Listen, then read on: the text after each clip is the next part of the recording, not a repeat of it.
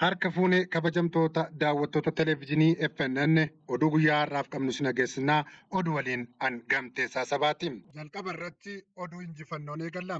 Gootichi sabaa waraanni bilisummaa Oromoo zooniilee lixa Oromiyaa fi giddu galeessatti socho'an diina irratti tarkaanfii ilaalessaa fudhachaa jiraachuun barame.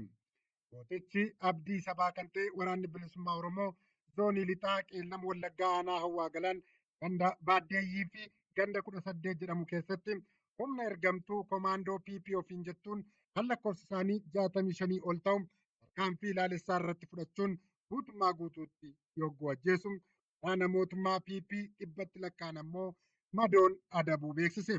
Oduma wal fakkaatuun gootichi waraana bilisummaa Oromoo zoonii giddu galeessaa weerartuu mootummaa bilchiginnaa tolchee adabuu beeksiseera. Reefii gaachanni uummata Oromoo zoonii giddu galeessaa aanaa meettaa roobii iddoo laga qorichaa jedhamutti humni ergamtuu hedduu dhabama gochuun kanneen haftee hojii ala taasisuu ibseera.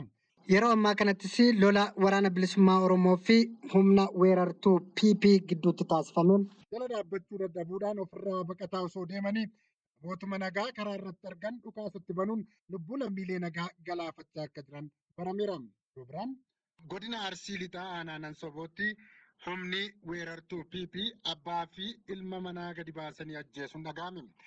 Akka odeessi keenya achi nu ibsatti mootummaan PP namoota nagaa mana jireenyaa isaaniitti waamanii fuudhanii deemuun bakka tokkotti rasaasatti roobsuun ajjeesanii biraa deemaniiru. Kana malees maqaa waraana bilisummaa Oromoo deeggartu jedhuun namoota hedduu manaa fi qabeenya isaanii jalaa gubuu jiraattonni himan. Mootummaan kun ammas daguuggaa lammiilee nagaa fixuu aadeeffatee itti fufee jira kan jedhan uummanni naannoo sanii manneen jireenyaa diiguu qabeenya gubuu fi barbadeessuun lammiilee nagaa mana malee hambisuu cimsee akka itti fufees himaniiru. Gara jabummaa fi hiraarsi mootummaa Itoophiyaa kanaan lammiilee nagaa irratti raawwatamaa jira kan jedhan namoonni kun gocha kanarraa of qusatee daandii nagaa hin filatu taanaan inumayyuu kufaatii isaa akka ariifachiisu shakkiin hin jiru jechuun yaada isaanii FNNitti himaniiru.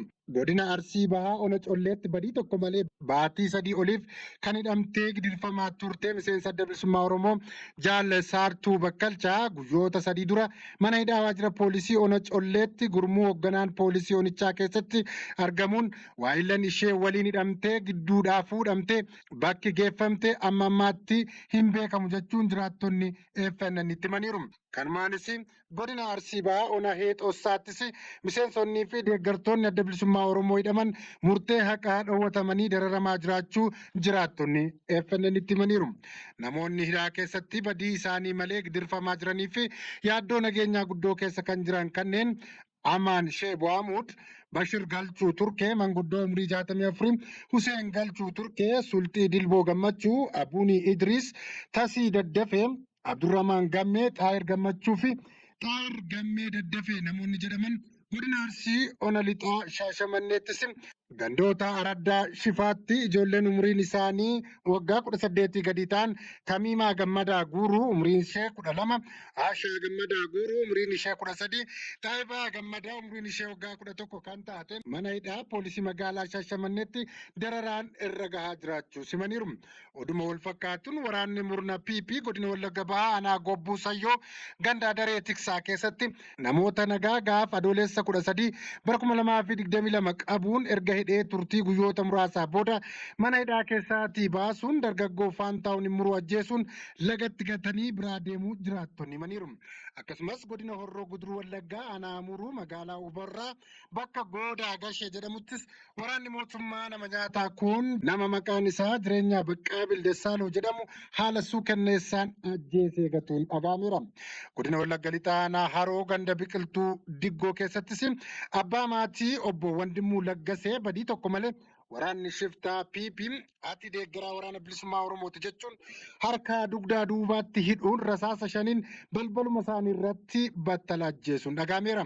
Obbo Wandimuun nama hirmaannaa siyaasaa homaa hin qabnee fi abbaa maatii 9 nama hojjetee mana ofii jiraachifatudhas jechuun jiraattonni himaniiru. Mootummaan shiftaa biyyiin durfamu yeroo garaa garaatti uummata nagaa jumlaa fi haala argateen ajjeesuu erga eegalee waggaa 4 darbee jira. Godina Shawaa Lixaa aanaa Meettaa Roobiittis waraanni Biltsiginnaa guyyaa gaafa adoolessa 27 ganda Goolaa Gurjii fi Warqee Waleensuu keessatti maqaa Shanee Soortu jedhuun uummata dararuun qeerraa buqqisuun hedduu hidhaatti kan guuran yoo ta'u, guyyuma kana ganda Goolaa magaalaa Goolaa keessatti suuqii hedduu cabsuun meeshaalee hedduu saamanii gara magaalaa Shinootti fe'atanii deemuu jiraattonni FNN'tti himaniiru. Oduu biraan qondaalonni adda bilisummaa Oromoo olaanoo torban duraa mirgi bilisaa baafamuu isaanii mirkanaa'ee akka hiikamaniif manni murtii magaalaa aanaa Burraayyuu ajaja dabarsee ture.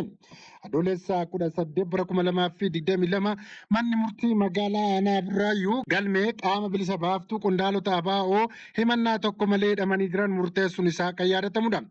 Qondaalonni adda bilisummaa Oromoo kunniin manni murtii sadarkaa adda addaatti dhiyaachuun himannaan wal fakkaataatti banamus yeroo garaagaraatti yakkittiin shakkaman irraa bilisa jedhamuun manni murtii bilisa isaan baasaa tureera. Waggaa tokko oliif himannaa tokko malee hidhamanii kan jiran hooggantoonni kunniin waxabajjii darbe irraa eegaluun karaa gurmuu abukaattota hidhamtoota siyaasaatiin bu'uura seeraatiin mirga qaama bilisa baaftuu gaafachaa turus haga ammaatti ajajni mana murtii kabajamuu dhabuurraa kan ka'e mana hidhaa keessatti dararamaa jiraachuun barameera. Gama biraan ammoo miseensota adda bilisummaa Oromoo adamsuun hidhuun akkuma itti fufeetti jira. Haaluma kanaan godina Shaggar Lixaa aanaa Salaalee magaalaa Fiichee keessatti jiraattonni magaalichaa humnoota PPtiin shororkeeffamaa jiraachuun dhaga'ameera. Yeroo ammaa kanattis humni weerartuu PP kun namoota nagaa isin miseensota ABO akkasumas waraana bilisummaa Oromoo deeggartu jechuun namoota nagaa mana hidhaatti guuraa jiraachuun barameera. Namoota nagaa kanneen mana hidhaa garaagaraa keessatti hidhamanii jiran keessaa Getaachoo Dhufeeraa, Fayyisaa Gizee, Mokonnin Tolasaa, Sirneessaa Isheetuu, Mulunaa Girmaa, Siyyum Nugusee, Addunyaa Gaarradoo, Gurmuu Dabalee fi namoonni maqaan isaanii ammaaf hin eeramnes keessatti akka argaman jiraattonni nuuf himaniiru. Kabajamtoota daawwattoota keenya egaan oduu guyyaa har'aaf qabanne asumaan goolabna. Amma immoo ibsa ejjennoo kora gamtaa sabaa adda bilisummaa Oromoo kan kaaba Ameerikaa isin agarsiisna nu caqasaa isinin jenna. Ibsa kora sabaa ABO kan kaaba Ameerikaatti yeroo ammaa haala yeroo irratti ilaalchisee ibsa baasisna geessina obsaan nu caqasaa jenna. Kora gamtaa caasaa adda bilisummaa Oromoo Ameerikaa kaabaarraa ibsa haala yeroo irratti kenname. Nuti miseensonni ABO kutaalee Ameerikaa, Kanaadaa fi akkasumas dinaalee addunyaarraa kora kanarratti hirmaannee waggoota lamaan booda carraa qaban qaamaan wal agarree kora godhachuu arganneen dhimmoota ijoo ta'an irratti mari'anneerra jedha. Ibsi kun qabsoon bilisummaa Oromoo kan ABO'n durfamu haala akkaan xaxamaa fagaarraatti mudatee hin beekne keessa jiraachuu akka ijoo dubbii kora keenyaatti lafa keeyyachuun dhimmoota hatattamaan xiyyeeffannoo barbaadan irratti marii taasifneerra jedha. Marii addaa kanarrattis hundaa'uun ibsa ejjennoo fi murtii kutannoolee asiin gadii dabarfanneerra jechuun himaam.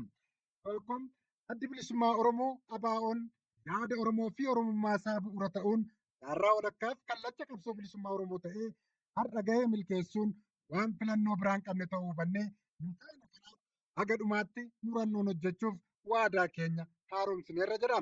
Lama sabni Oromoo kallacha isaa adda bilisummaa Oromoo akka qaroosaatti hin tikfatu taanaan humnoonni keessaa fi alaa adda bilisummaa Oromoo akka yaadaattis akka jaarmiyaattis dhabamsiisuuf futtifatan carraa argachuu waan malaniif alaa Oromummaa irratti aggaamame qaroominaan ofirraa tiksaa humnoonni badii kun ammoo akka shira isaanii irraa dhaabbatan cimsinee akeekkachiifna.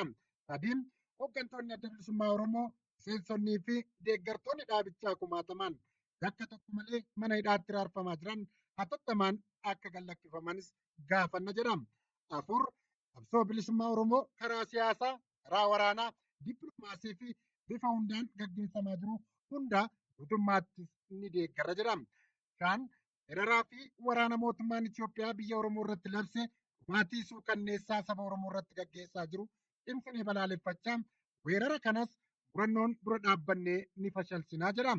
Nagaa fi tasgabbii gaanfa Afrikaa keessatti argamsiisuu irratti gaheen adda bilisummaa Oromoo olaanaa ta'uun hubatamee adda bilisummaa Oromoo moggeessuu fi waraana bilisummaa Oromoo irratti duula waraanaa fi olola gaggeessuun haala naannichaa daranuu waan ammeessuuf duulli kun hatattamaan akka dhaabbatu gad jabeessinee gaafanna jedha. Torba caasaan adda bilisummaa Oromoo Ameerikaa kaabaa akkuma caasaa ABO biyya alaa waliigalaa murteeffatetti alduree tokko malee deeggarsa qabeenya beekumsa, humna namaa fi bifa hundaan waraana bilisummaa Oromoof taasifnu ammallee al duree tokko malee gargaarsa barbaachisu dachaan itti fufuuf waadaa keenya haaromsineerra jedha.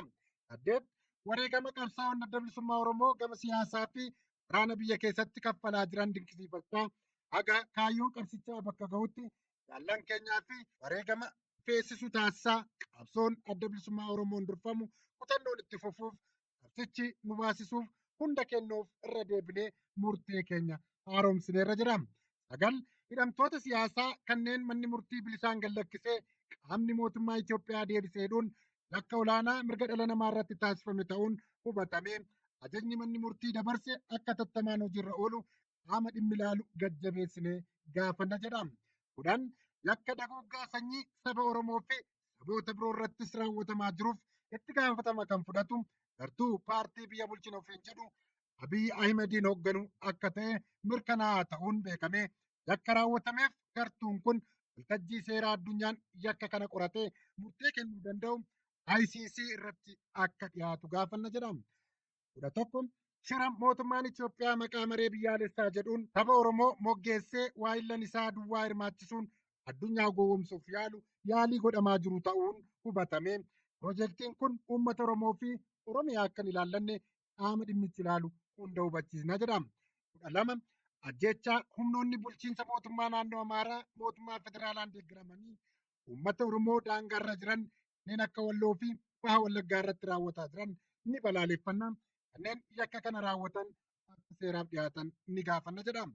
13 shororkaa fi daguggaa sanyii mootummaan Itoophiyaa kan Abiy Ahmediin durfamu akka waliigalaatti sabaa fi sablammoota Itoophiyaa addatti immoo saba Oromoo irratti raawwachaa jiru gaanfa Afrikaa gaaga'ama argamee hin beekne keessa galchaa jiraachuun ifa ta'aa waan ta'eef mootummoonni aanga'oon addunyaa jarmiyaaleen mirga dhala namaa fi falman akkasumas dhaabbanni mootummoota gamtoomanii xiyyeeffannoo kennanii tarkaanfii feesisu akka fudhatan waamicha goona jechuun ibseera. Injifannoo uummata Oromoof hora gamtaa miseensota ABO Ameerikaa kaaba. Egaan kabajamtoota daawwattoota keenyaa oduu guyyaa har'aaf qabannee kanumaan goolabnaa nagaan nuuf tura.